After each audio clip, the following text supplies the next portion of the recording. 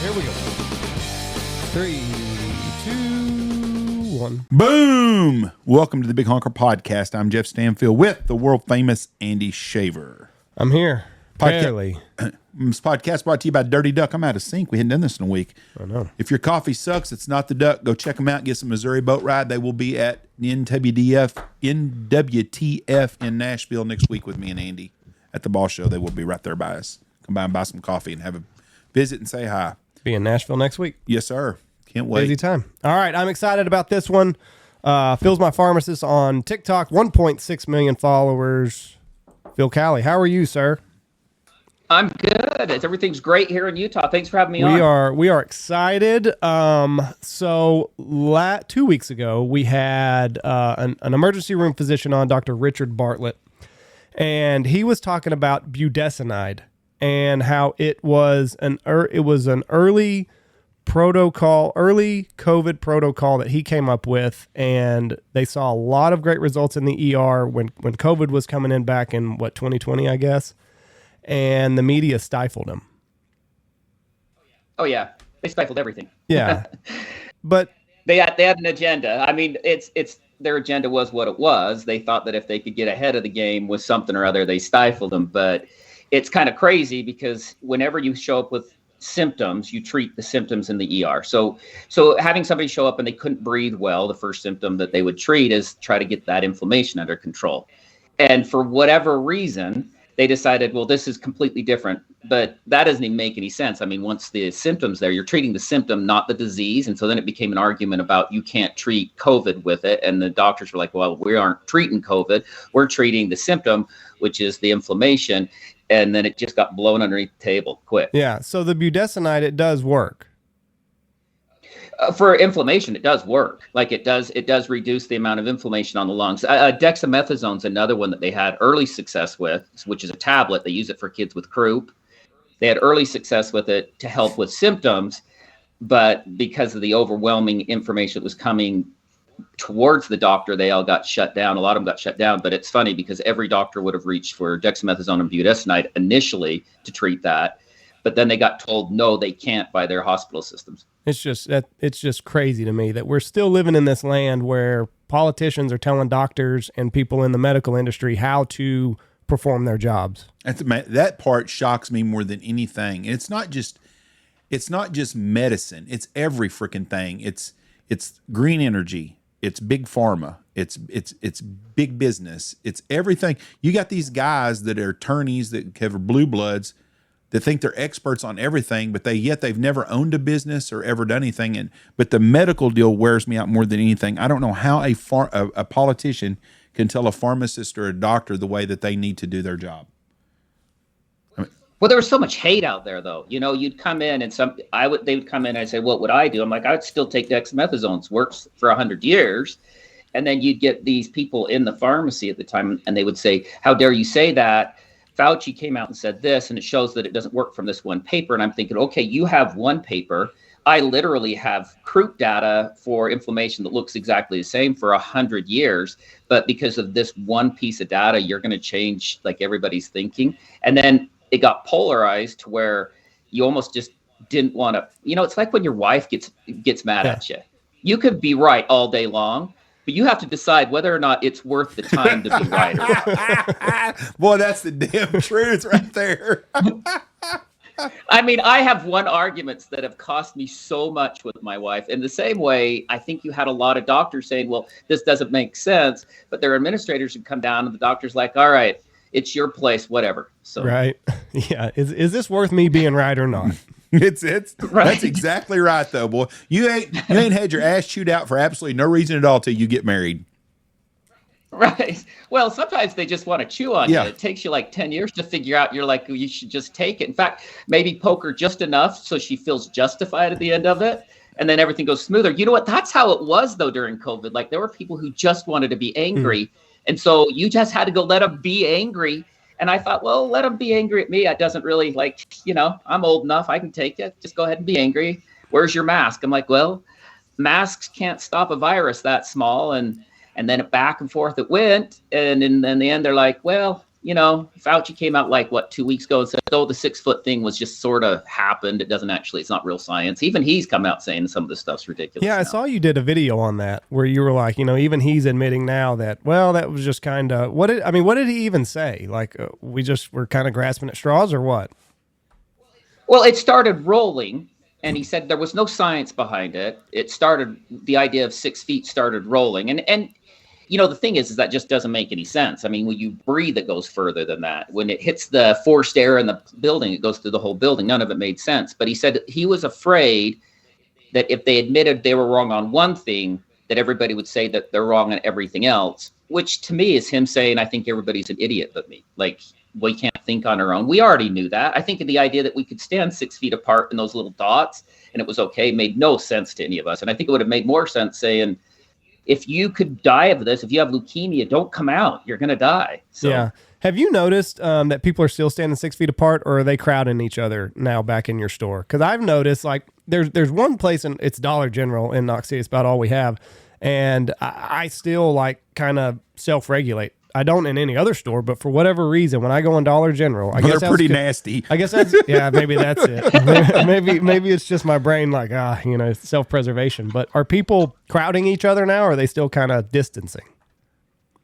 They still are. Have you guys, okay, so the thing that's bothered me is the way they changed psychology of some of the younger people. Like, they come in and they've got masks and they're more isolated. And I think we did that. Like, we made these people that were already scared of stuff more scared, and we haven't come out in the same manner and saying, let's look at these people who we now mess with their psychology. Their psychology says if I get too close to people, I'm going to die. I mean, I have a lot of, especially older women, they come in and if somebody sneezes, like they get this look of paranoia and they run. How did we mess them up so bad and not come out and say, you're going to be okay? Like, at what point do we come out and say, you're going to be all right? And I don't, we do still see it, but like, I think the fear we put in these people, we made them paranoid. We created a whole new category of fear. I've noticed the mask wearers now are people that are really, really old, or they're people under 25. I was in San Francisco this week, and I saw a car next to me, and there was 2 dudes in this car, I'm guessing in the mid-20s, both had a mask on, windows rolled up and a mask.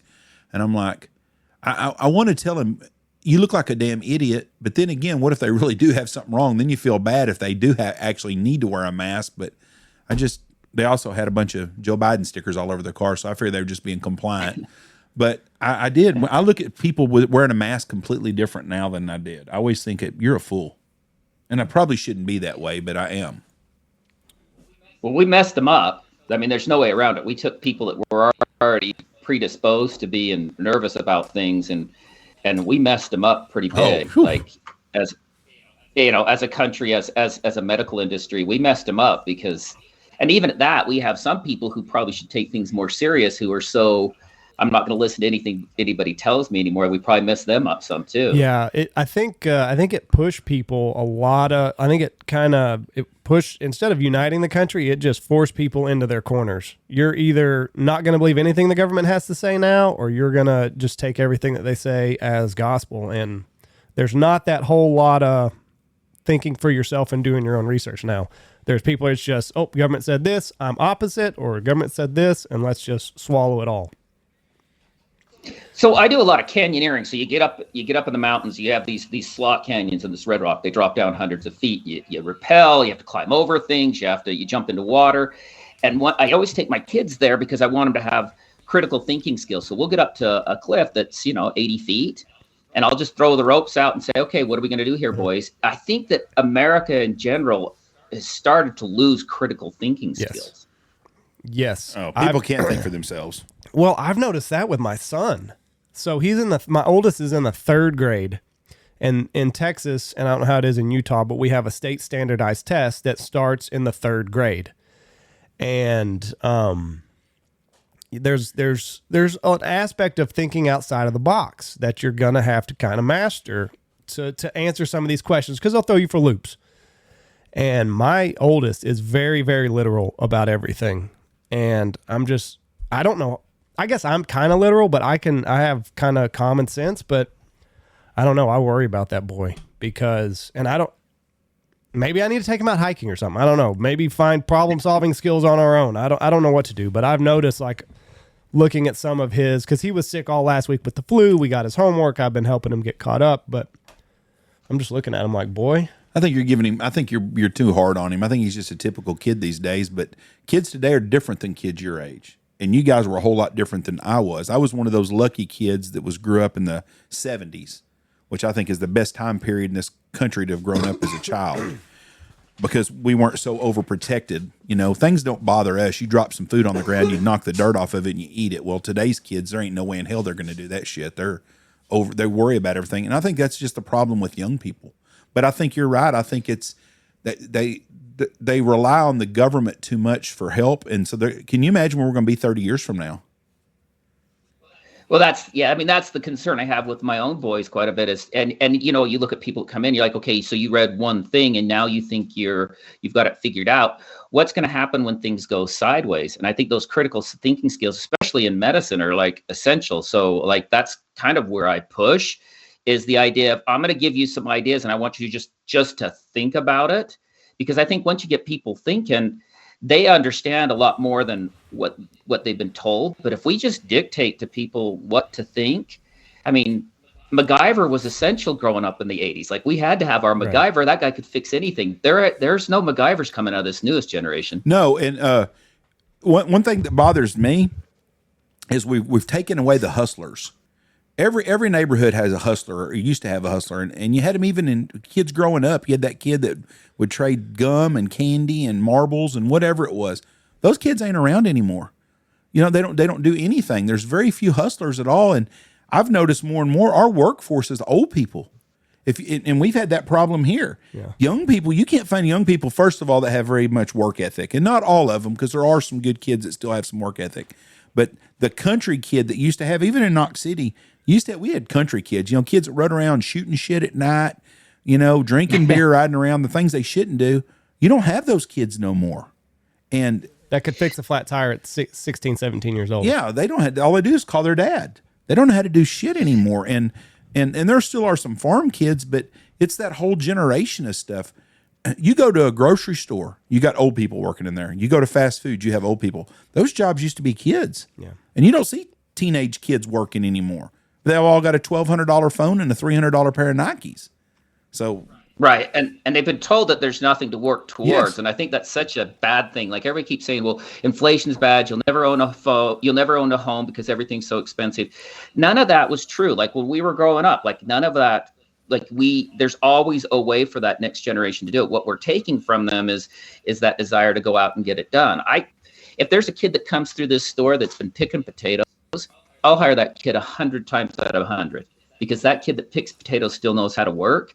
And they'll tell stories about how there's more rabbits than potatoes, and they'll talk how nasty it is. That kid knows how to work. I think that's why it was good for a lot of us. I mean, you throw a kid out there and have them dig post holes all day through a summer, they'll do anything else and they'll be really good at it. And I'm with you. I think and it's the same with medicine now. Like, if they see it and they're like, well, the doctor said this, and you should walk out of a doctor's office thinking, well, that doesn't make any sense to me. So I'm going to start looking elsewhere and see what else there is. And maybe he'll turn out he's okay. But I think that questioning, you know, what you've been told has been taken away from those kids. Yes.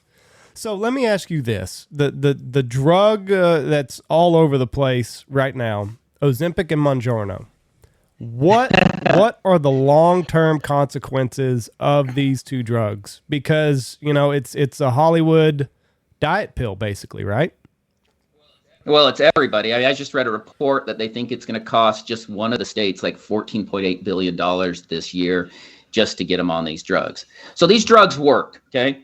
And they work really well for diabetics. They also help lose weight, and you'll lose weight. In fact, they lose somewhere between 16 to 20% of your weight. So you weigh 200 pounds, you're going to lose 40 pounds off the thing, right? But when you lose that weight, you don't lose just fat. You lose fat and muscle.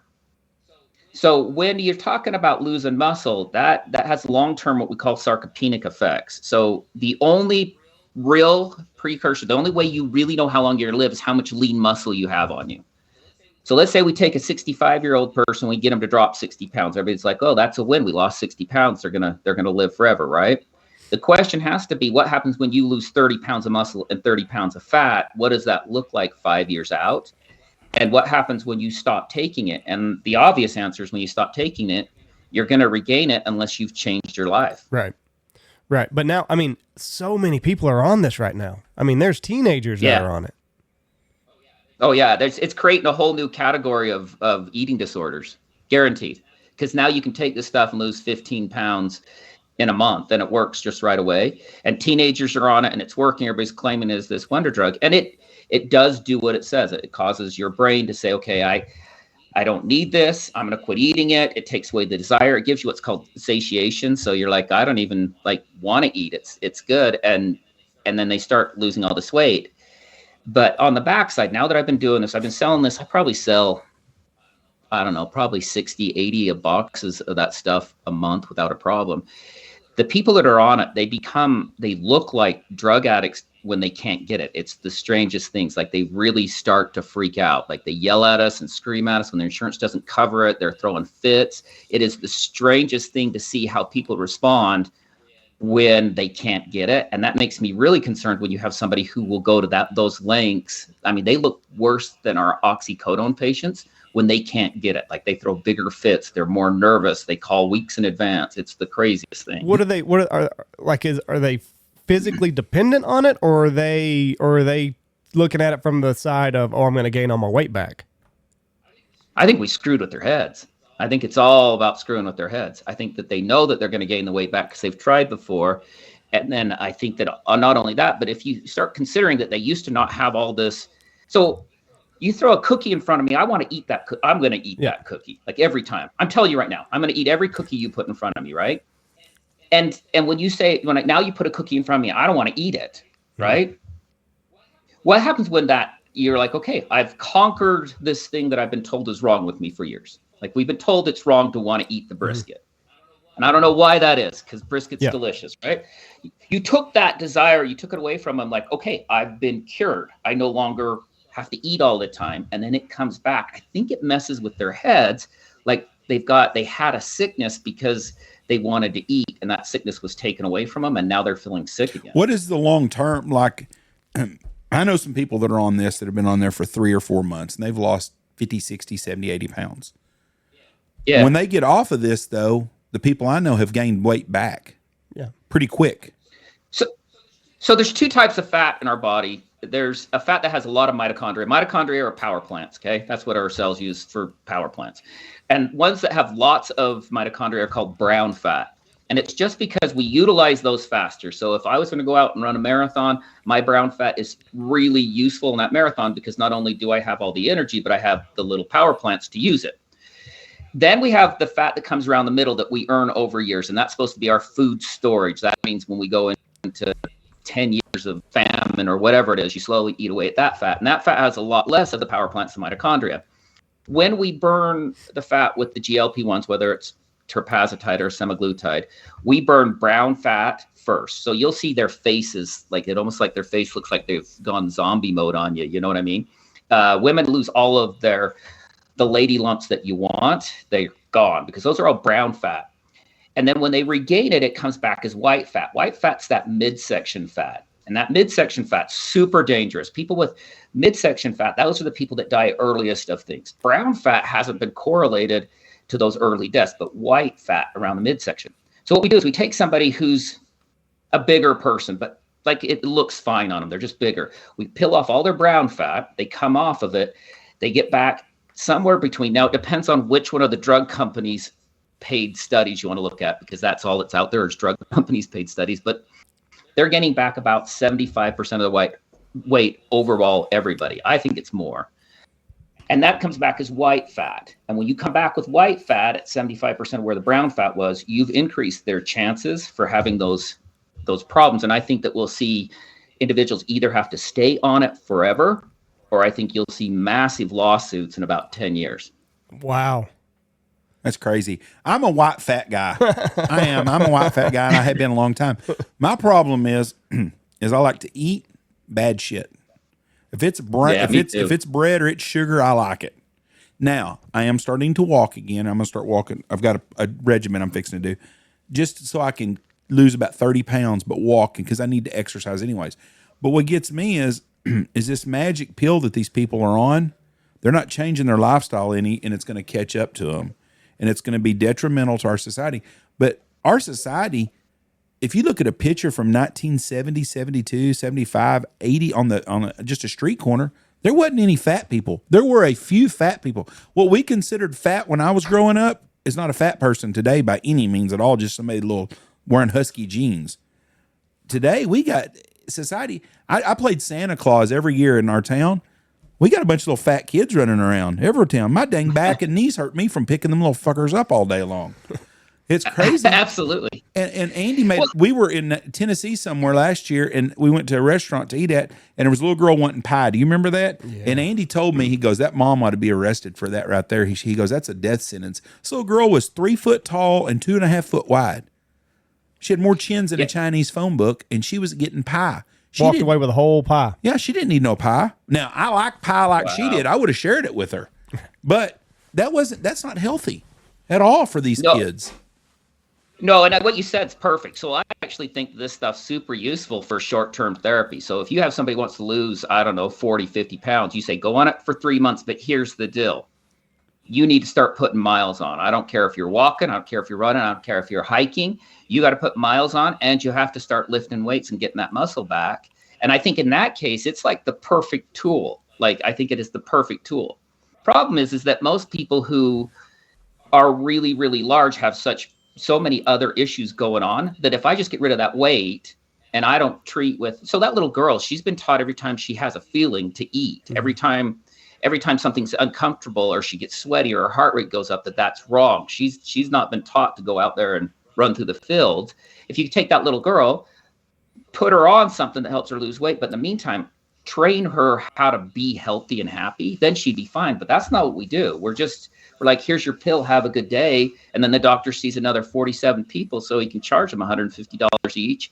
And then the drug company charges $1,000 a piece on this stuff. They don't want you off of this. Don't think that Novo and Lilly have your best interest at heart. These guys want to make $1,000 a pop every month off of you. That's what they want. That's what it costs the insurance companies is $1,000. It cost me $1,080 to bring it in. And what's the cash price on it? Most cases you're probably another $20, $30 above it. Pharmacies don't get huge markup off of brand name drugs. We make all our money off of generics. You come with amoxicillin, it costs me 60 cents. I charge $6. Everything that's cheap is what a pharmacist wants to sell to you. Everything expensive, it kills us. Like a lot of these I'm losing money on through the insurances. Like I'll get paid under what I could bring them in for. But like, I think we charge right around $1,100 for it. I had to have a damn echogram, a heart picture. I don't know what it costs, but they told me that my insurance, you hadn't met your deductible. Well, I don't ever go to the doctor. And my deductible was $3,500 or something, and that's what they were going to charge. This is in December, middle of December, and they said, well, it'll be $3,500 for the test. I was like, I ain't paying $3,500 out of my pocket for that. And they said, well, if you're just going to pay it on cash and you don't put it on your insurance, it's only $450. Okay. There you go. So paid $450. They did the test and everything was great. But what got me was, at $450, the hospital's still making money. Oh, for sure. MRIs used to be the biggest joke. Like MRIs, you'd go in and they'd be always $3,000 a piece. Now there's a place to go get an MRI in every town for $350. But you got to figure those machines cost the same 10 years ago. I mean, what you find is whatever the hospital systems are pushing at the time are where you make your money. So if there's money to be made in tests, they'll push tests.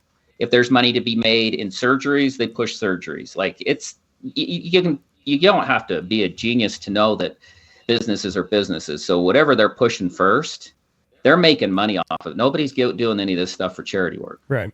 So how do they expect you to make ends meet? Like you said, a lot of these big drugs, name brand drugs, you're going to lose money on. How can they get in between your bottom line? Do you guys know what a PBM is, a prescription benefit manager? No. Mm-mm. Okay, You look at your insurance, your card, you'll see Caremark, Express Scripts, Optum, and there's a couple others, but really it's the big three. The big three own all of the prescriptions that go through. Now, those big three, Caremark, Express Script, and Optum, they are making, and I'm not exaggerating here, they're making $1 billion plus a year on just processing the prescriptions before they own their own mail order services, they own their own pharmacies, they do all that stuff. But they make $1 billion plus off of it. So those guys, Caremark's the most curious one. So Caremark is closing 10% of their pharmacies right now, like across the nation. And the reason why they're doing that is because they have what's called a DIR fee. So you come into my store, let's say you pick up your prescription and it's $100, right?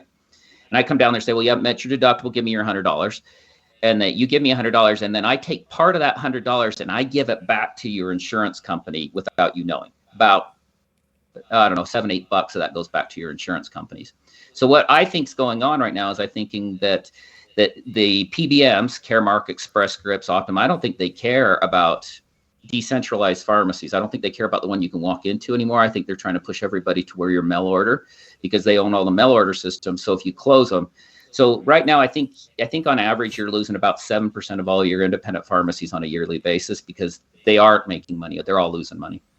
What the pain patches, the Oxycontin, all of that stuff, which is a huge huge problem in our country.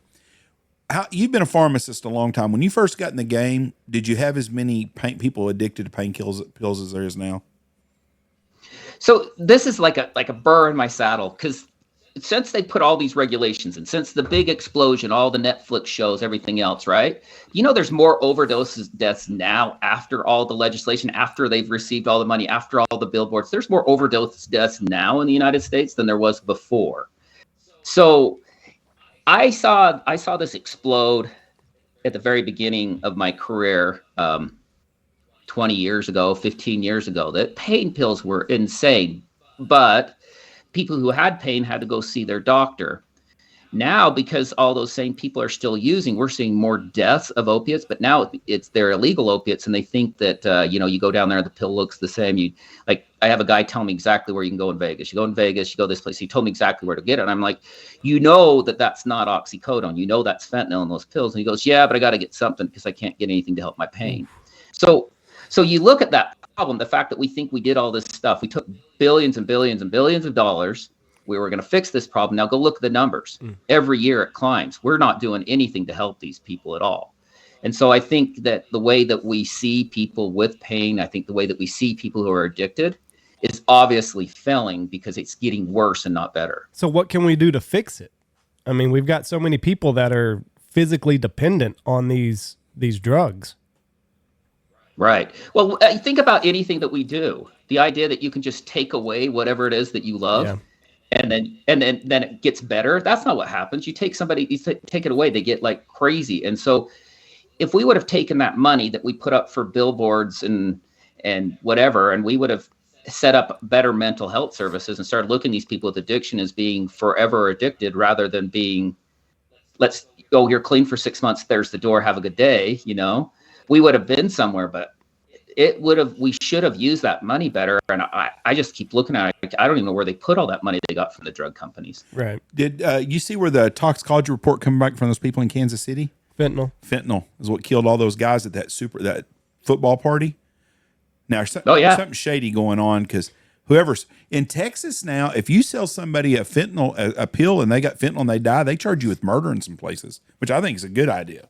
I really do. But it's going to be interesting to see if that guy's the one that gave them the pills or what.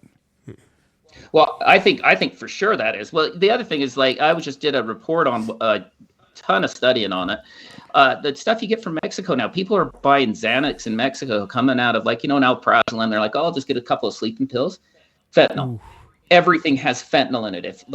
Everything has fentanyl in it. I'm with you. I think that these guys, I saw that, you see people get away with it. They're like, well, we had enough fentanyl with these two guys to kill all of tri-state area. I remember reading that a year ago. They had enough fentanyl to kill everybody in the tri-state area up there in New York. And they got 15 years. I'm like, 15 years? You got to be freaking kidding me. Yeah. 15 years. You probably, with that load of stuff you took last time, you probably killed 100 people. You need to start trying them bigger and harder. But you guys are in Texas, so it's a lot easier that way. There's other states that don't think that way. Well, yeah, and you know, and then just in New York, that one illegal alien, he beat that cop up. He didn't even get any jail time. So, No, and I mean, 15 years for a load of fentanyl that'll kill everybody. Well, no, they haven't had his trial yet. They no bail. They gave him free bail, right. And then he went to California, and them idiots ain't going to do shit to him. Yeah.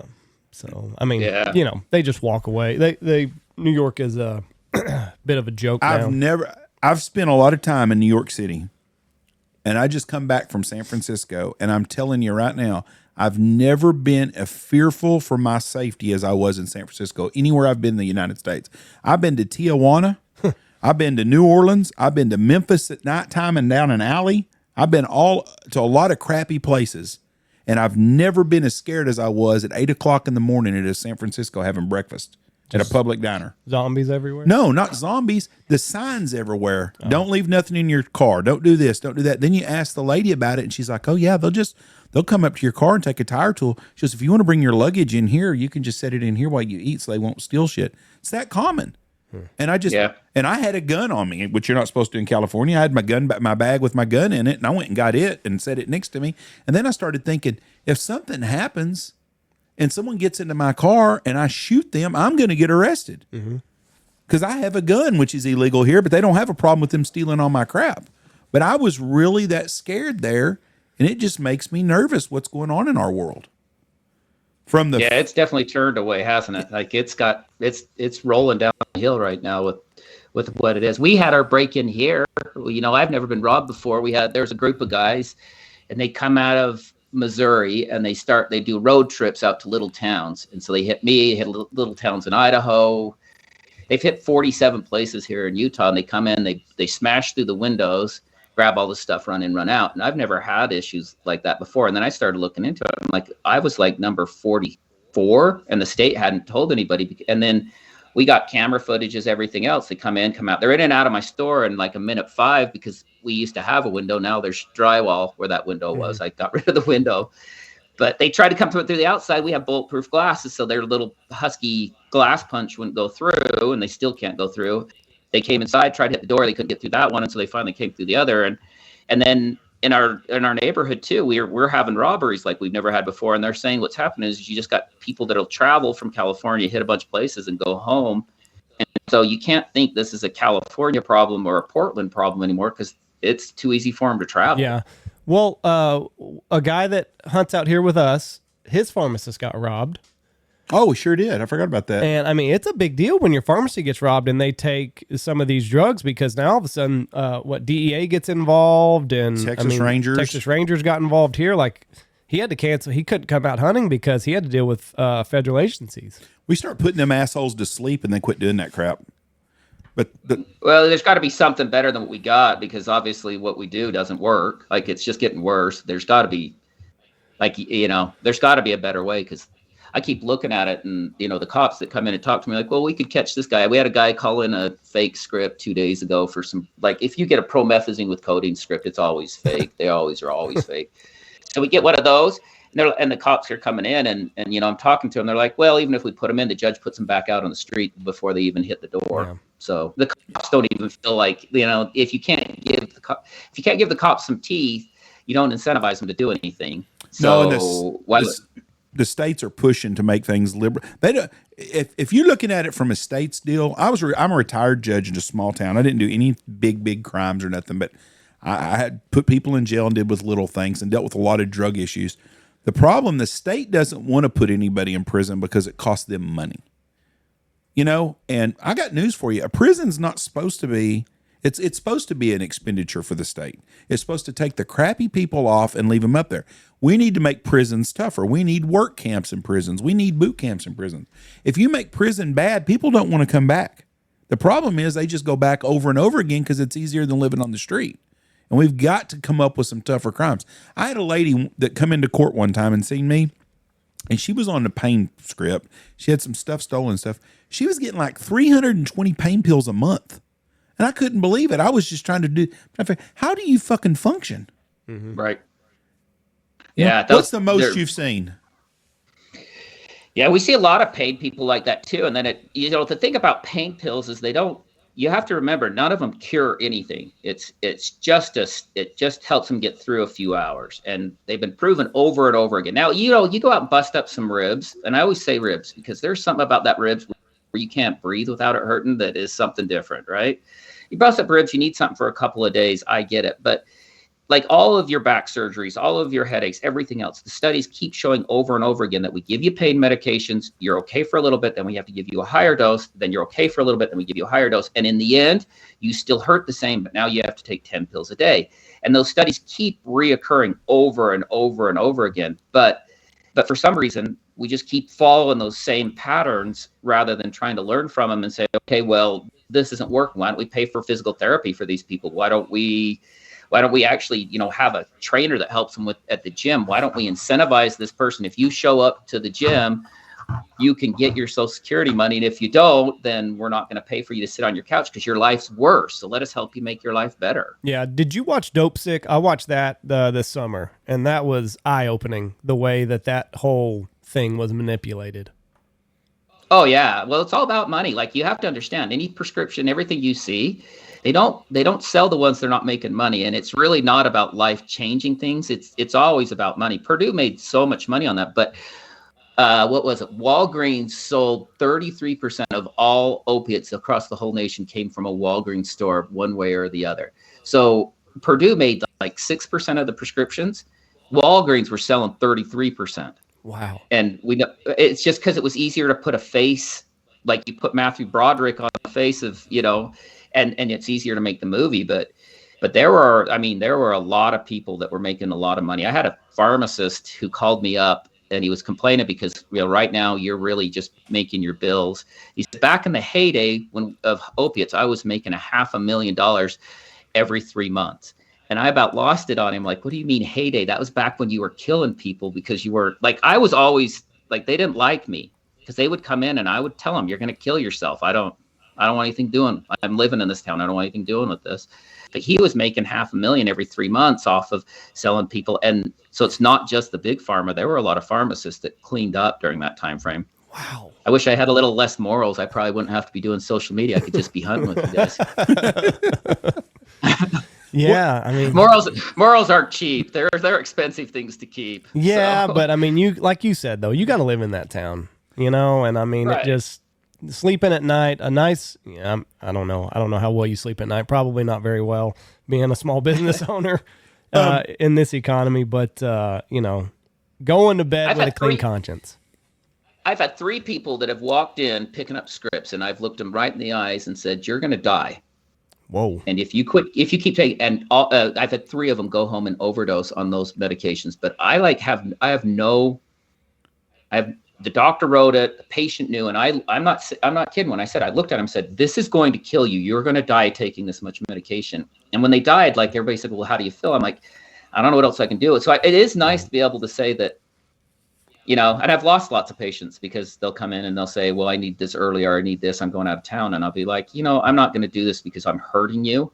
But, if you raise kids, you learn right away that some of the things they complain the most about are the things they need. So it's the same with all people. It's not like we grow out of that. Like, honestly, you probably shouldn't have that pie. So next time I see the pie, I'm going to knock it out of your hand. So I need someone like that. What is the on these pain meds? People have not changed in the last 100 years. I mean, kids are the same. 10,000 years. Yeah. Like forever. Yeah. Like, it's like always. It's like kids. They're like, well, kids are different today. No, they're not. Our parenting skills are different. We're ruining the kids. Kids haven't changed at all. People don't deal with pain anymore. People can't handle any kind of suffering. I mean, I've had an earache before. I didn't go to a damn doctor for an earache, and it was very unbearable. You get used to it, and you go on, and you get better, and you hope it gets better. Toothache, you either go to the dentist. I've known people that's had a toothache for years. People were tougher back a long time ago. People weren't addicted to pain medicine. You were just tough. Well, it wasn't an option. Well, yeah, but you dealt with the pain and got on with it. Today, we got all these people. Bipolar is one of the things that wears me out also. You're not bipolar. You're fucking crazy is what your problem is, Just deal with shit. Everybody's got some problems. I don't know one person in the world that doesn't have some sort of stress or problems in their life, Well, Well, it's giving them tools too. Like I think, like we have some pretty severe bipolar people, but when I give them pills and they don't interact with individuals, they don't have that drive within them to become something better for whatever reason. It doesn't matter what I give them. Pain medication is the same way. You know, you look at an old timer that's on a farm, they walk out there and you're like, well, he's broke his hip, he's hurt his knee, he's got that shoulder. Like you can see them, they like crick along, right?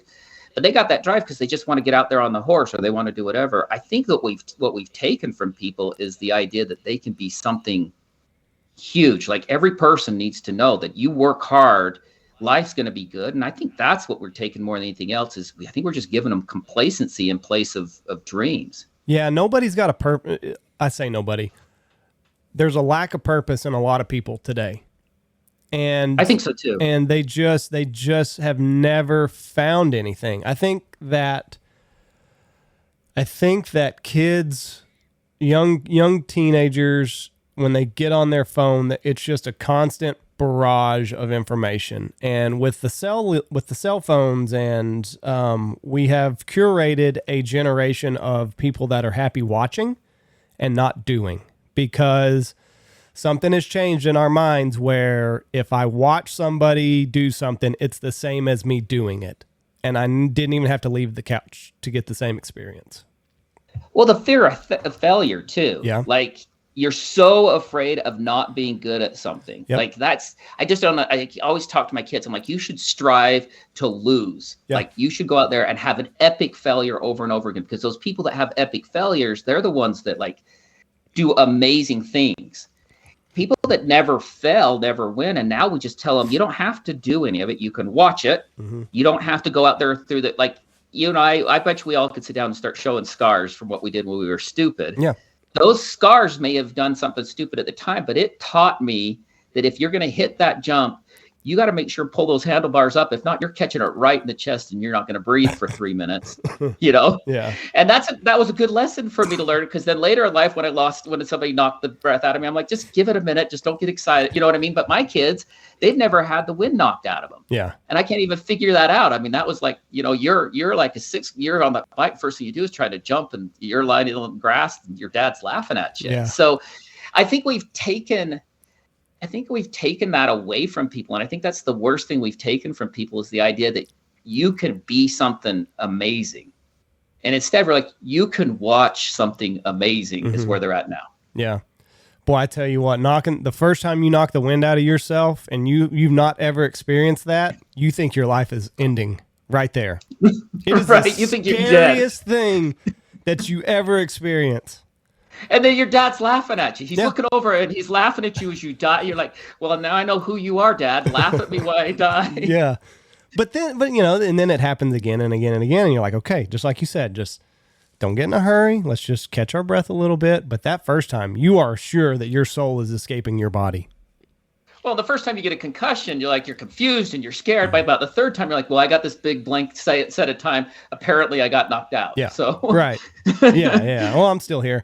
That's another interesting thing that's going on with the NFL. We got the Super Bowl this weekend, but I was listening to something with Brett Favre. He used to be my favorite football player, and he was talking to a neurologist, and he said, the neurologist asked him, how many concussions do you think you had in your career? And he kind of did a little bit of counting. He's like, maybe 5 or 6, some, you know, where I'm missing time. And he's like, 100. He's like, no. Think thousands. He said any time that your ears were ringing was probably a concussion, is what kind of the research is showing now. Right. And now we've got CTE and, you know, all these other things. We've got professional athletes that are committing suicide, and my goodness. Do you think what is this going to look like in 20 years? They're not going to cut football out. No. I mean, nobody's going to watch flag football. We might as well watch women's basketball. Right. I mean, it just ain't going to happen. Right. Well, you know, the CTE thing's really scary because when the brain starts to have that damage, it's kind of there. And so like, it's like concussion type stuff is super scary. But even at those guys though, I mean, have you talked to very many of these guys up front, most of them, they would get hurt at halftime. They'd inject their knee up with, Kenalog and lidocaine. They'd wrap them up. They'd send them out the door with pain medications and say, just play through the pain. and then we're shocked when they turn out addicted to drugs and messed up. Like, why would we be surprised at all about any of this stuff? Right. Kind of goes with the culture of America. Like, now we're shocked that these guys are addicted to pain pills and not a good. See, I don't feel sorry for them. Why?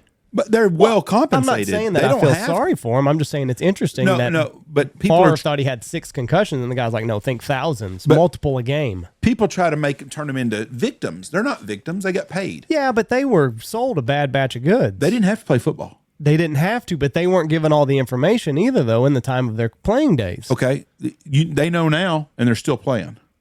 You know, my problem is that your NFL people knew. Like, Yes. I get that the players, like, the players have some level. It's not like they don't know. You talk to a player, they know what they're in for.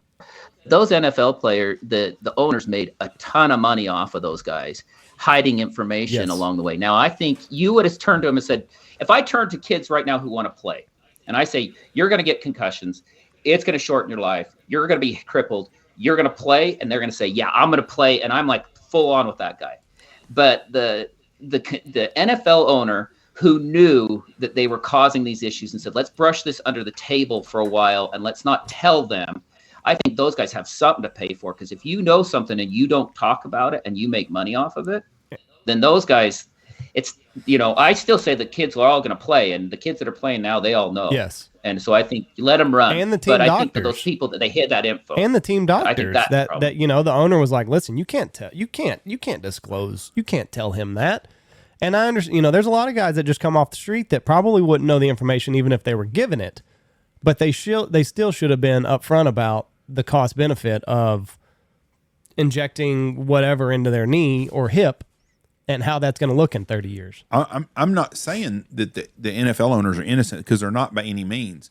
But if you told me, myself personally, fat, out of shape, white fat guy, since I got the white fat, not the brown fat, and said, hey, I'm going to give you $5 million to get in a ring with Mike Tyson and fight him, I know that he's going to whip my ass. Right. And I know I'm going to get a concussion.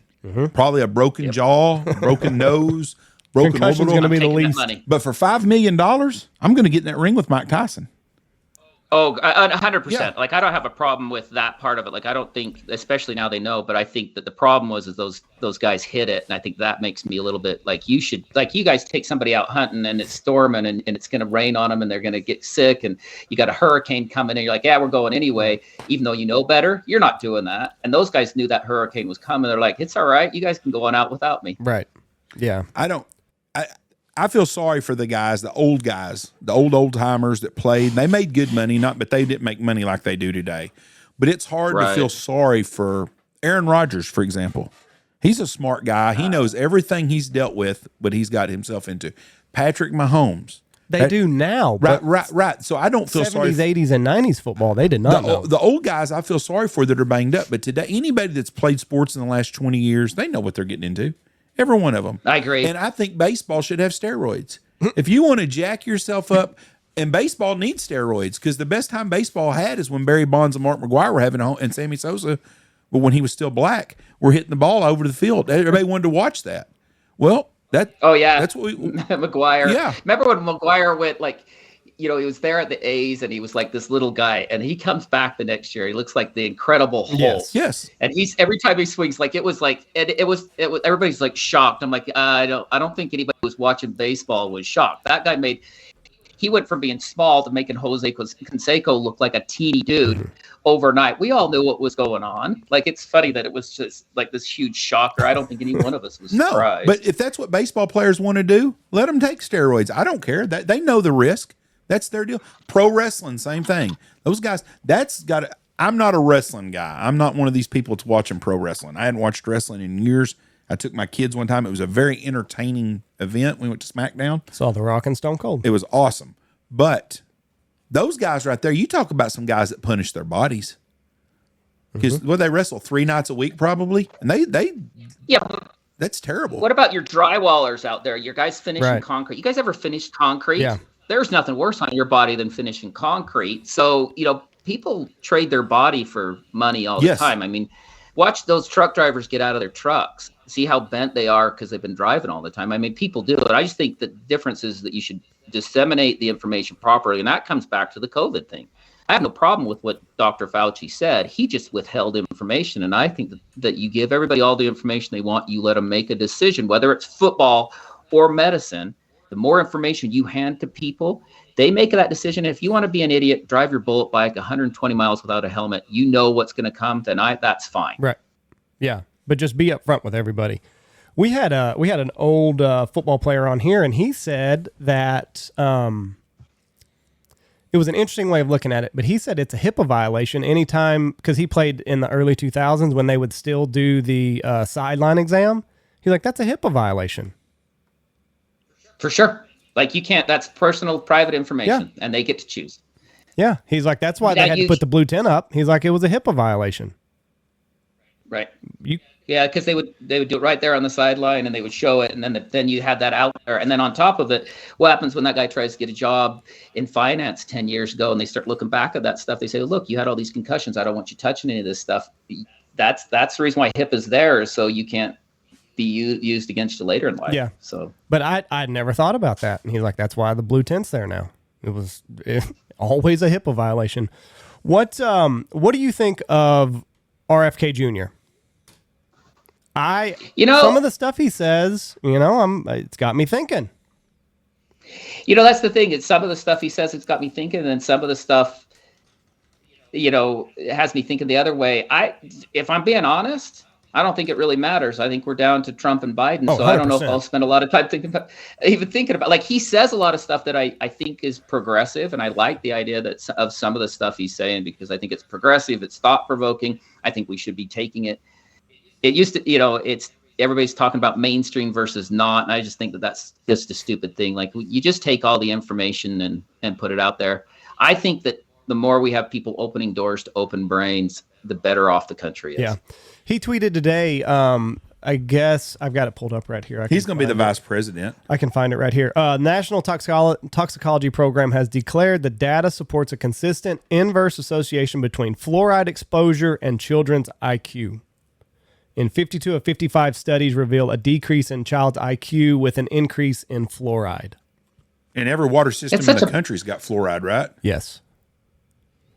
It's such an interesting thing because, three-quarters of the water in the United States is naturally fluoridated. So we've always known that there's three-fourths of the country that isn't too smart. So now we know what's going on there.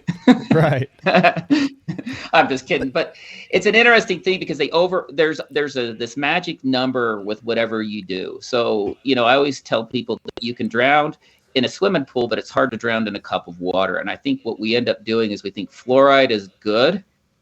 So then we just overdo it. And then all of a sudden we're like, wait, why isn't fluoride good anymore? And I think that that's partially what you're seeing here is that when we were kids, you used to line up, and if you weren't taking fluoride pills, they'd put you out in grade school, and then you'd stand up there, they'd give this awful tasting fluid, and you'd swish and spit it and make you sick all day, and then send you back to class. Now I start thinking that's what my kids are drinking and eating all day long. What's that really doing? And I think it's quantity with fluoride more than it is. It's not necessarily the devil or something that's going to save us. I think it's just quantity. A little fluoride's good. A lot of fluoride obviously has some negative effects. What is? I'm going to be really stupid here. Where is fluoride natural, and what is it exactly? So naturally you get it from the rocks. So we actually it's from geology. Like it's a chemical. It's a real based part of a lot of rocks. A lot of your crystals you like looking at have fluoride in it. So it's like calcium or magnesium or iron. It's just there. And at small amounts, it causes the enamel in your teeth. It's like a thing that the enamel in the teeth can grab onto, and it clicks all those bonds into place, making those bonds really strong. And it does do that. But if I fluorinate anything, it changes the way it works. So if I take a cream and I put a fluoride ion on there, which is an element, then it absorbs through our skin faster, 100% of the time. So the idea that fluoride will change the way that things get into the brain makes sense if we have lots of fluoride. But a little bit of fluoride, our bodies know what to do with. Mm-hmm. We just change everything all the time, thinking we're so damn smart as people. And we don't ever just stop and think, maybe we got used to that over 1,000 years. And so then what you get is you get this huge push of taking fluoride out of everything. And I think, okay, you'll do that and your teeth will rot. Why can't we just stop where we need to and say, this is enough. We don't need more than that. And we just don't do it. So fluoride, you find, especially so along the Appalachians, they have a lot of fluoride in their stones in the Appalachians. The Rocky Mountains don't have quite as much in them for whatever reason. And then a lot of your streams that come through, any place down the Mississippi Basin all has plenty of fluoride in it. And then the north has a lot fairly, but the west struggles a little bit more, especially down in the deserts. So it's just an element you find. Our bodies know what to do with a little bit. We put a lot and it causes a problem. And it's just like one of those hot topic points where we can't think a little fluoride's fine. We just went crazy. Instead, you have to like pick a side again. Right. When I was a kid, Crest, that was their big Crest with fluoride. Aim with fluoride, Colgate with fluoride. Now you don't see fluoride on the package as much anymore. Well, it's just assumed now, isn't it, that if you buy toothpaste, everything if you buy toothpaste, it's got fluoride. Now so a toothpaste. Now the push is to move over to the stuff called hypoxyapatite, and that's what NASA used up in space to help stop bone demineralization, and it helps. Like it's good stuff, but you'll see more tooth decay. But you can't pick up the tail of the snake and not get bit by the front end. So you always pick them up by the head, right? You choose what you want to take. So like that's where I'm at, is I think with this fluoride thing, taking it out would be stupid, but I think we've gone way, way, way, way too far. Now, Andy, you're a water board guy. Well, do y'all add fluoride in at y'all substation? I don't. So we actually went through this a couple years ago. We had a gentleman that overcame cancer, and the way that he overcame cancer, he was taking hydrogen peroxide baths, and he made a big push at one of the meetings, but I cannot remember if it was about fluoride. I want to say that it was. So do y'all add it to our water? I don't think that we do anymore. Okay. So that's what I always wondered. I was mayor for a long time, and I never remember ever getting a bill for fluoride. Let me ask you about that, because my grandfather, Jeff's dad, died of cancer. We know 2 gentlemen or 3 gentlemen, and they swear that food-grade hydrogen peroxide saved their lives from cancer. The concept there would be oxidation processes. So, yes. So what oxidation is that if you have too many loose electrons in your body, so everything has electrons in it, when it becomes loose, it becomes a radical. And then the free radical means that you've got these little rogue guys that have too much energy, and they're going to come steal things. And when you start stealing from other chemicals, it starts breaking down processes. In the first place they steal from, quite often, are the easiest targets are going to be things that will end up causing malignancies, things like DNA and all that kind of stuff they steal from. So with a hydrogen peroxide, the concept there would be to reduce the number of free radicals, because the hydrogen peroxide is going to block all those guys that are running around stealing from your DNA and everything else. They're just stealing all these electrons. And so the concept is there. Practically, to say out there this is going to do that is like that's where it becomes a leap. That's where people struggle, is because how does that get into your liver? How does it change? Like, it'll make your skin, like it's on your skin, right? But to get it inside becomes a little bit more of a leap. And I always tell people when they do stuff like that, do what you want to do. Like, that's not going to hurt a thing. Go for it. But I wouldn't ever say do that and don't try to do other stuff within the medical system too. Like, that's part of being smart. Like, you're like, we'll put food grade hydrogen peroxide. I'm like, go for it. You learn something new, go for it. But don't give up on everything else too. Right. Yeah. These guys were terminal. So, I mean, it was kind of one of those things like, nothing what to have lose. I got to lose here? One guy that I say go for it on things like that. Yep. Teach yourself. Yeah, one guy had a month to live, and he's been here 5, 7, 10 years. Yeah. So hold on, going back to are you a proponent of fluoride-free toothpaste, or do you think that fluoride in toothpaste? I mean, are we getting it everywhere else? So my kids will have fluoride, and the reason why my kids will have fluoride is because genetically, when I was like 7, I think I had 32 cavities, and so they ended up treating me with fluoride, and then I actually got caps put over the top of my teeth so I wouldn't rot them out as an adult. So I learned from my kids. So for my kids, I can say this, right? My kids, we would have had so many dental problems. They would have been walking around with 3 teeth by now at this point. So my kids have fluoride in their toothpaste because I know our genetics and I know where we're sitting. The hydroxyapatite's good stuff. So if you don't like the fluoride, I don't think you're going to miss a lot by moving over to the fluoride, without the fluoride. Also, I've always thought that, you think you want a smart dog until you get one, and then they're a pain, and you're like, I should get a stupid dog. So if my kids lose a few IQ points, they're just easier to raise because they just fall in line better. So again, this is for my own children. Right. Like I'm telling you right now, everybody thinks they want a smart dog till you get one. Then you're like, you know what? I need a basset hound that'll sit right here so I don't have to deal with this stuff. Yeah, that's a lot of truth to that. What about some of the other things that people? Okay, I take ivermectin every 3 weeks. Now, I'm probably fixing to jinx myself, but everybody in my area has had the flu. Me and my wife take ivermectin every 3 weeks as a preventative. We have been very fortunate in the last 2 years. We have not got anything. Nor river blindness. Nor nothing. Well, the funny thing about the ivermectin and even more cimetidine, so Tagamet. So Tagamet is supposed to get rid of stomach acid, but if you take Tagamet at a higher dose, it gets rid of warts because it activates your immune system. So Tagamet was around for, forever. And then all of a sudden somebody decides, let's take 16 times the regular dose. Let's see what happens there. And then they start seeing that it stops the cells. So there's a cell out there called the suppressor T cell, and that cell is supposed to tell your immune system to shut off, don't work so hard. And when you take high levels of Tagamet, cimetidine, those suppressor T cells don't get to do their job as well. So that means our immune system works harder and better, and then we get rid of warts. And so the idea that ivermectin or any of these others that we've used out there could have multi-use, that highlights exactly what I do think, because I think we should take some serious looks and say, okay, I think there's a ton of usefulness of all the medications we have. And the idea that you box something in and say that's all it's worth, I think that's a silly thing to do. I think we should be looking a lot harder at things. How's your stomach on ivermectin, Jeff? It's fine. Oh, really? Yeah, that's the problem. It is? Taking too much of it? Yeah. Oh, well, that's usually I warn everybody, you're going to take this, you're going to have the poops for 3 weeks. So let me tell you, the first time I took it, I had Taco Bell. That was Couldn't not pinpoint it. Yeah. It was not a good recipe. I was like, ooh, I just wormed myself is what I did. Mm-hmm. But it doesn't. I take it every. That's a tracer bullet. I take it every month. I take a couple cc's every month, and my stomach. I don't have stomach issues. You're immune to it now. Whatever, but I haven't had the flu or none of the stuff that y'all have had. And I'm around y'all all the time. Now, I'm sure I'll get it now that I said that, but we're talking 2 or 3 years. Well, I've been on this since 2020.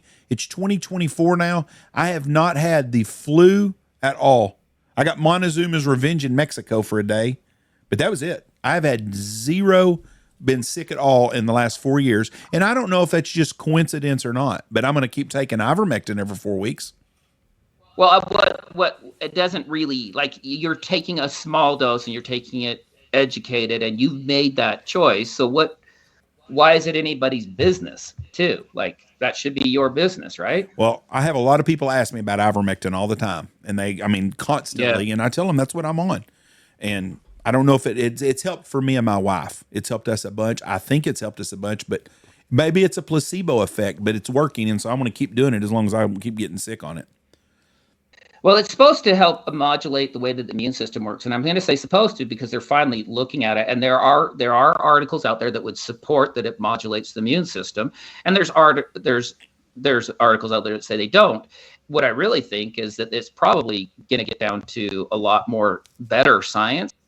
And instead of yelling and screaming at each other, take a look at it, say, let's redo this stuff and let's look at it. Because there probably is a population that it will work really well for. And there's probably a population that won't. Right. So what? Another question. This is a health question, and this is another one thing that just baffles me. I don't understand in 1973 at Bonham Elementary, we could eat peanut butter and not a kid there was allergic or sick. Today, you can't even walk down an aisle at a grocery store without having a sign up that says peanut allergies on this aisle. Stay away. Well, kids are dying too. It's like you can't fake it. But you what know what happened? I mean?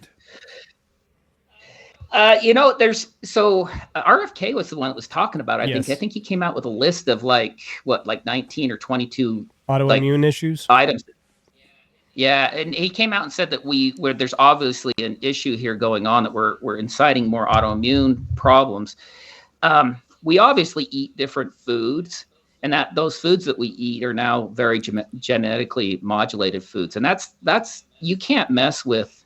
I get why we're making corn that doesn't let bugs eat them, but to think that that same corn that kills bugs isn't doing anything to us is kind of a silly concept, isn't it? Those bugs are pretty tough.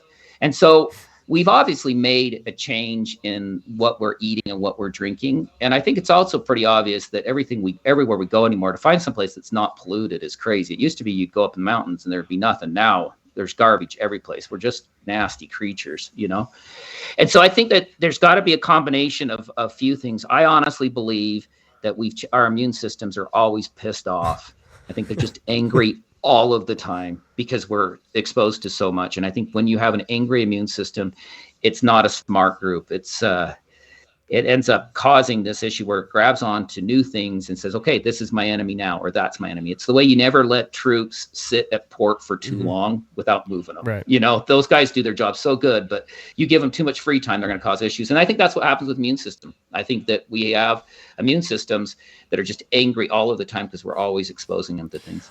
There was another thing that I saw that if mothers, when they were pregnant, would have eaten like nuts and peanuts and stuff like that, there was, I'm trying to remember exactly what it said, but how it would reduce the probability that your offspring that you were carrying at the time would have peanut allergies. I can't. Well, the more interesting of that is the nutritionists now, the pediatric nutritionists. So when we were kids, they would just chuck stuff at you and say, eat this. Like they didn't care. It was all the same. And then it would move to like, don't introduce this till this point, and this till this point, and this to this point. And now, and so you weren't even seeing peanut butter till kids were like 3 or whatever, right? Now they've moved back saying you should be introducing more foods earlier on, reversing some of those ideas. So I'm curious to see how that plays in, even more than the mother thing. Like you didn't give kids stuff and then you're shocked when the first time you give it to them, they're 2 and they react poorly to it. You know, they're now saying introduce things quicker and smaller amounts and don't be so nervous. I watched a Netflix special called Rotten, I think was the name of it. And it was about foods. It was very interesting. They had tuna on there. They had peanuts, almonds. They had all kinds of different foods and the process of it. And I'm interested in stuff like that. But the peanut allergy was one of the things they were talking about. And there was a guy on there that was highly allergic to peanuts, but he had started introducing himself to very small doses of it and had built himself up over a 2 or 3 year period where he could take it again. It just blows my mind that in society as a general, when I was a kid, you had peanut butter all the time. Then my kids and their kids, by the time my kids, my grandkids, you can't even have a peanut butter at school because there's some kid, and kids are legitimately affected by it. I'm not saying it's a fake deal. It's not. It's just crazy that in a short period of 50 years, we have went where it's just that big a percentage of our population is allergic to peanuts.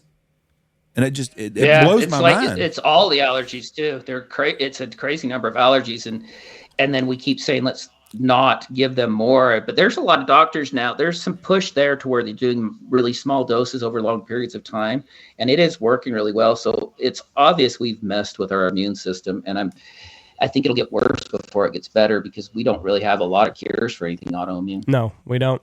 Do you see anything of that Gary Brecka? That anyway, he had an interesting video. Alzheimer's is diabetes 3. Type 3 diabetes. They're talking about the inflammatory processes that takes over long periods of time. Yeah, I've read a little bit about it. That's crazy to think that it's a form of diabetes is Alzheimer's. And the way it affects the brain. Did you guys see that article though that they just ripped that drug from the market that they were charging, what was it, $56,000 a month? So they came out with this new drug. It was a first-in-class drug. So the United States government gave them like $1.2 billion to do the research once it came out. And then the company fast-tracked it to get it through, which means you give the FDA extra money so it goes through faster. And then they look back at the studies and it doesn't work at all. They were charging people $56,000 a month for a drug that now doesn't work at all. And the American government paid $1.2 billion for the thing. What was it? Adahem? Yeah, I think that, yeah. On January 31st, pharmaceutical company Biogen announced it was discontinuing its controversial amyloid-busting drug, aducanumab, something? There I don't know. Go. Yeah. Yeah, that's the one. Like it didn't work at all. They fast-tracked the thing through. We're charging $56,000 a month. Because it's a first-in-class drug, they received a huge NIH grant for it. You know, it's funny because we talk about these criminals and things that we need to like fix. Yeah. There's your criminal for you. Yes. How many people like right there? There's the criminals. Yeah. Yeah. That was another thing that was crazy about like Dope Sick, and even some of the things that we've seen now is like how these people will be on, you know, Biogen or whatever, and then they'll go take a job with the FDA. Yeah. Yeah, and vice versa too. Like the people at the FDA know that if they behave well enough for long enough, they'll get one of these big pharma jobs because you don't get paid that well, and so you don't want to make any enemies. Yeah, no, I think that's what it was. The FDA guy got hired on with Purdue, I think is how it's been a while since I've seen it. Yeah, and he had all these friends, and and the next guy at the FDA, you know, and it's not all of them. There's a lot to it, but they pay him such garbage that they know that that's the movement. You work for the FDA, and then you go be a consultant for one of these big pharmas, and that's where your payday is. Dr. Fauci's wife, she's in charge of the National Health Institute, I believe, or one of those. I don't know. They're all hand in hand. But she's got a job with one of the people that's supposed to be overseeing all this bullshit. Right. I mean, it's all crooked as crap. How much money profit do you think Pfizer made off of COVID? Profit. In the upper billions. So they made I know that on Paxlovid alone, from the check from the federal government, just the federal government, just for Paxlovid treatment, they made $10 billion in 1 year. Yeah, that's off of just the one. That's crazy. And so, like the number that they've made has to be insane. Like they have them right now on stand. They have a leukemia drug that they charge $160,000 for a treatment. And they made $22 billion in 1 year. This was Johnson & Johnson, $22 billion in profit. $22 billion in profit. There's 300 million Americans, and you start counting how much that is per person that they made off of that one drug. And then we think we're going to solve our problems by, I don't know. I mean, it's pretty obvious who it is that's getting the money. It seems like there should be a shorter track of finding the people we're looking for. Yeah. I'm all for capitalism, but I also am for people doing the right thing. And these big pharma and our politicians are the ruin of a lot of our, and it's military spending, all that crap is the same way. Ukraine, everything we're doing, our government and our politicians are involved. Politicians should not be famous. There's never been a time in the world that a politician is famous like they are now. Nancy Pelosi's ugly ass gets on TV. Everybody knows who she is. Chuck Schumer, the guy in Kentucky, Mitch McConnell. Everybody knows who those people are, AOC, and they shouldn't know that. When I was a kid, you didn't hardly know anyone that was a politician other than the president and maybe the Speaker of the House and your local politician who represented you. Every politician in the country is famous now, and that's a big problem they have. But they're all crooked. And if they did what was right, we wouldn't have had all these. First of all, if the government really wanted to fix things, cancer treatments would be cheap. If they really wanted to do what's good for people, cancer treatments would be free. And I'm for capitalism. Johnson & Johnson spend a lot of money to do a lot of things, but they shouldn't make that kind of money off of a leukemia treatment.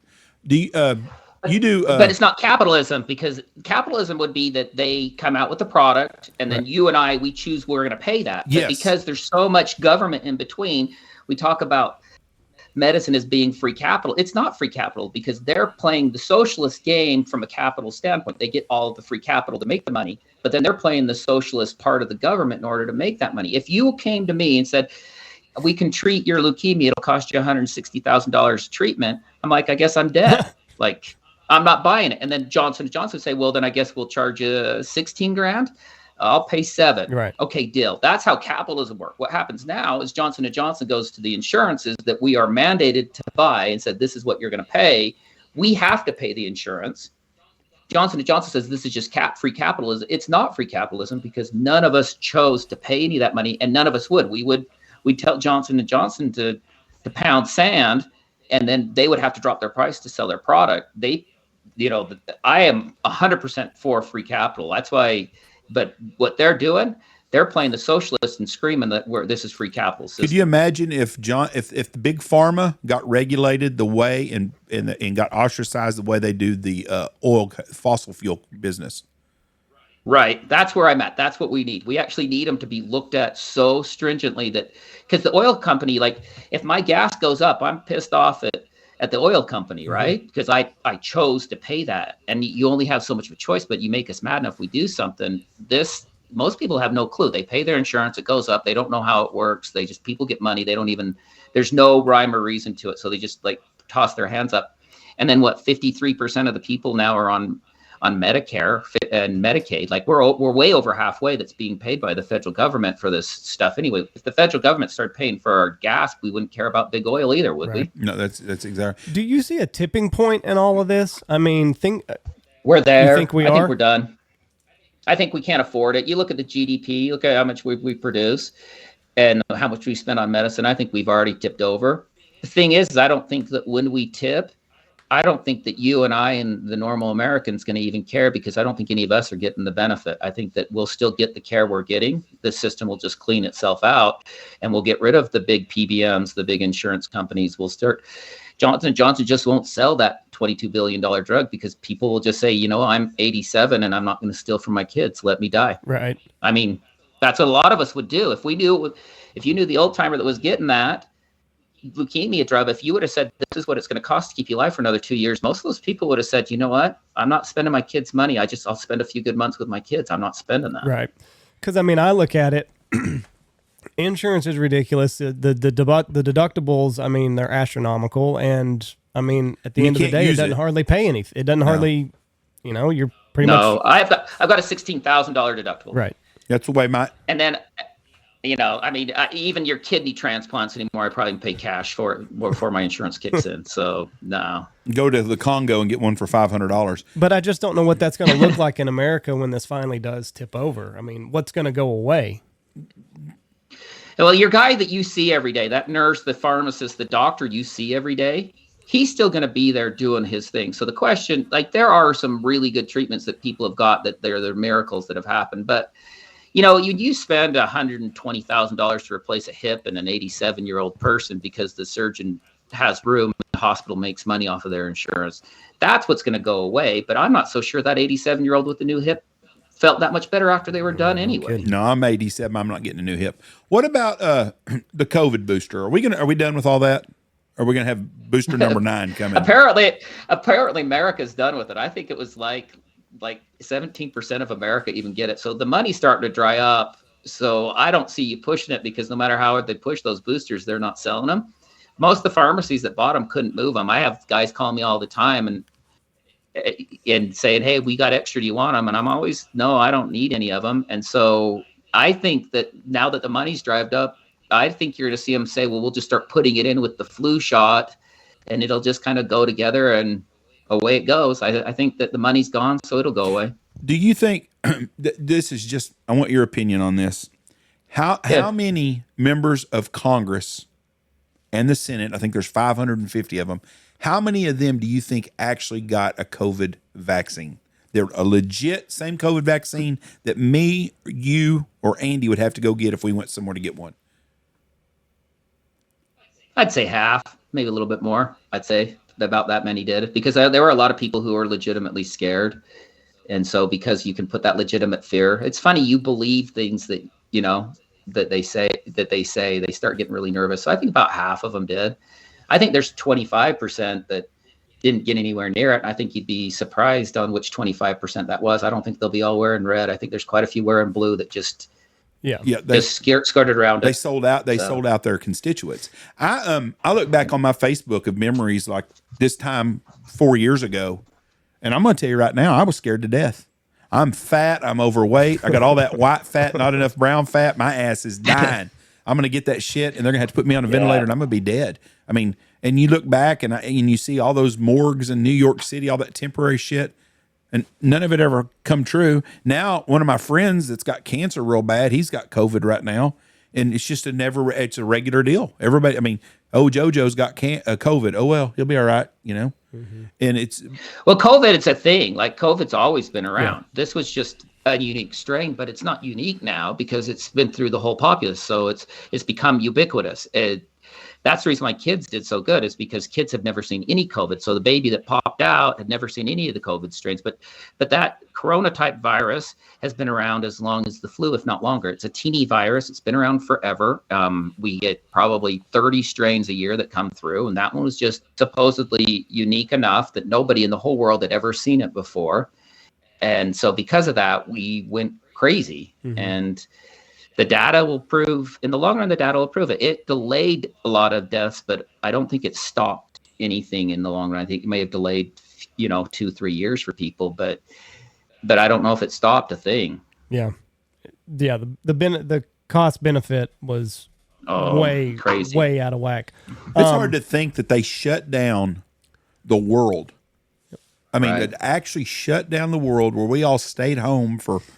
In Texas, we didn't stay home as long. We were probably 17 days, maybe. We stayed spring break home. That never ended. The spring break, our grandkids didn't go back to school, or Andy's kids didn't for a long time. But to really think about that, they put something on to make everybody stay home. And it's completely changed the world because the workforce has never come back. I mean, do you have trouble finding help up there? We talked about this earlier, but is in the town, how big is the town you live in? No, we got about 120,000 people through all the towns that are all clumped together up here. So you're in a large city then. Do y'all still do they still have everybody trying to hire people and nobody wanting to work there? Yeah, it just, I watched a comedian talking about how everything just got a little bit more shitty. like it just, everything just kept going. It's just like, it takes longer to get your food. It takes longer. Everything you get's a little bit worse. Like everything rolls. It's just, it's hard to hire. And then, with wages, it's hard. Like for me, I can only hire so many people, and then I can't afford to hire them even if I wanted to. So you'll just have to wait longer. That's how life is, because I can't hire anybody. So yeah. Last question, and then we'll start wrapping up here. Is TikTok getting harder? Yeah, TikTok's a pain right now.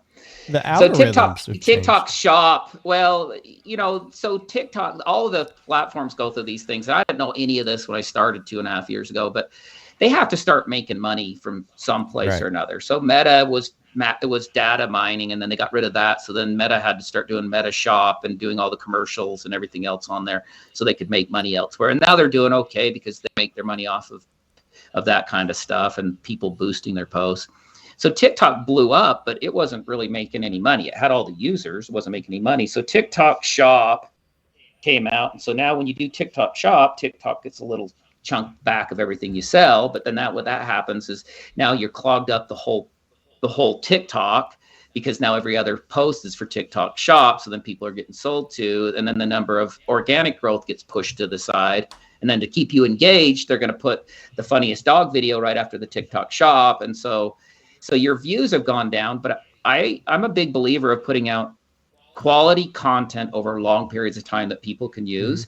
And everything will even out. Like I'm not really a sprint guy. I'm much more of a marathon guy. So TikTok's kind of a pain that way. And they're trying to, they're under such scrutiny, which I think that it's funny because everybody, like, it's not like Meta wasn't doing the same thing as TikTok's doing. Right. Like, I think they're all the same, but it's harder right now to grow. I think it's getting really full. And I think that it changed the algorithm in such a manner that you don't get to see what you want to see anymore. And so people get frustrated. Yeah, it's tough right now. But you're right, though, because like I always go back and look at your videos. Like whenever the kids get sick with whatever, like I just go to yours because you've pretty well got a remedy for anything that I'm going to encounter as a parent. So that you hope.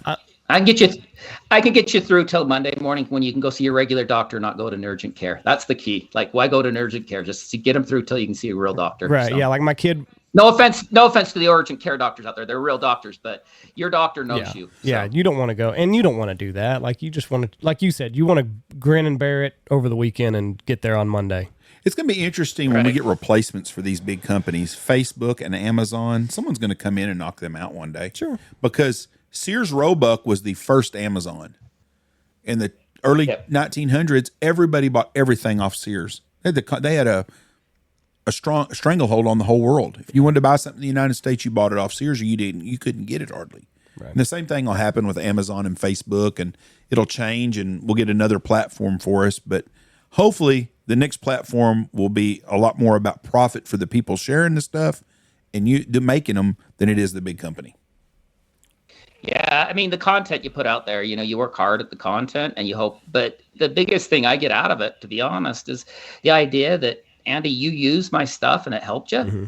Like people that say to me that in the end, that means a whole lot more than $1. The people that stop and say it worked, I'm like, I'm just glad I helped. Like, and I'm not just saying that, like, it really, you won't find happiness you're not happy if you're poor. So don't get me wrong on that. You need enough money, but once you hit a certain point, there's not an upper limit where like, okay, now I'm finally happy I have it. But when I have somebody come up and like be truly grateful that I don't know, and they're just like, for real, it makes my day. Like, it is so awesome to think that just telling somebody that just mix with that and you'll do better, and then help somebody, that's worth it. So I hope that keeps rolling. And now my wife has gotten, she's like, go to your TikTok pharmacist and see, the boys have a fever. Like, go tell, do I need Tylenol or do I need Advil? Do I need ibuprofen or acetaminophen? Like, what's going to knock this down? So it's cool that that's out there. Yeah. So. Yeah. You're an incredible resource for a lot of people. And it is always a pleasure to talk to you on here. It's been an hour and a half, and I know you've got probably a store full of people ready to get their drugs. So we're going to let you go. We hope that you have another year of happiness and prosperity. And if there's anything that we can ever do for you, please reach out to us, because you've done a lot for us, and we appreciate talking to you. Well, you guys keep up the good work. I love listening to you. So don't stop me and you. Thank you very much. And good luck out there. If you need us, let us know. Thanks. Good luck. Be safe. God bless you, my friend. Thank you. Bye. Thank you. Very, very good guest. Yep. He's interesting man. Sharp smart fella. Common sense. We need more of that. Yes, we do. All right. That's all I got. You got anything else to say? I got to pee. Come to Nashville and see us next week. Andy said he'll drink a beer for everybody that buys him one. You know what's funny? You're going to do that this year. No. Finished the carnivore diet, and like I took a month off drinking. I just don't have a big hankering. I used to love my nightly bourbon. So we're not drinking at all in Nashville. I'm not saying that. And I don't know how much of it was the month off and how much of it was the month off and then getting the flu 2 days later. I don't really, I look at my bourbon selection and I'm like, Well, how did Ski King do? I didn't, you didn't awful. Ski much, did you? It was awful. First day, you had the flu the whole time. Had the flu the entire time. Drove up there on Thursday. I could feel that I was getting something, had a bad headache that morning. Friday was our first day skiing. I did one run, just run down, chills really bad. And then Saturday I did 2 runs. The boys were also sick. Reese got sick first. Jameson was sick while we were there. So he would do a little bit and then he'd want to go back to the condo. So I just went back with him. And then Sunday we skied a little bit more, but I just felt like crap the whole time. So if you could have had your money back to move it back a week, you wouldn't have went. Yeah, we wouldn't have gone. No, 100%. But couldn't get any of the money I thought back. you were going to buy a place up there. Real estate's gone up, Jeff. A bunch. It's fixing to drop down though. It's got to. It's got nowhere else to go. Well, I'm going to tell you what, in Tahoe, they complained about that. Real estate? There's nowhere for nobody to work. There's no employees.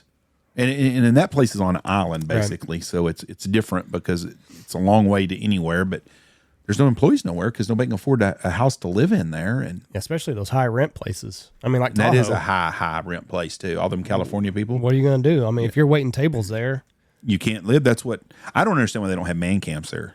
Right. I don't understand, like Harrah's and Caesars. They've got 2 hotels, the casinos downtown. That's a cool place. Y'all would really like it. They got gondolas that leave straight from downtown, straight up to the mountain to ski. It's unlike anything I've ever seen. I wonder how hard the skiing is there. It's a beautiful place. If y'all went skiing there, I'd go. I'd like to ski there. We went to the top of the mountain, snowing and fog, couldn't see shit. But me and Mom went up to the top of it. Somebody was telling my wife about Purgatory. Did you ever ski Purgatory? No, but it's supposed to be a really nice place too. They were saying that when their kids were little, they'd always go to Angel Fire. It's easy to get there, 7.5 hour drive, easy peasy. But as their kids got older, they went to Purgatory because they could handle the little bit further drive. But the skiing was so much better, and it was not more difficult. It was about the same difficulty as Angel Fire, but it was a lot prettier.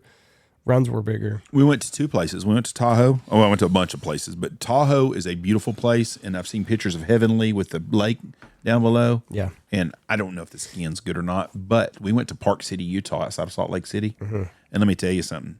They got that shit going on there. Right. That is a nice place to ski, and there's a ton of places to stay. Flying to Salt Lake and go skiing. Yeah. But, right. you know, I felt bad for y'all because I knew y'all were miserable the whole time. So, anyways, we thank y'all for listening to us. Come see us at Nashville. Be at the Boss booth. Most all of our sponsors will be there. Go by, say hi, tell them we sent you there. Talk to you later. Peace. God bless. Have a great day. Love you. Bye. Watch for deer. Go check out all of our great sponsors. Go check out Pacific Custom Calls. BHP25 saves 25% off at checkout. Boss Shot Shells, MLR Graphics, Dive Bomb Industry, Dirty Duck Coffee, Shin Gear, Looking Glass Podcast, Lucky Duck, Ducks Unlimited, Double T British Kennels, Mossberg, Stanfield Outfitters, Alpha Outdoor Specialties, and Hemp Hill Farm. Use the promo code BHP.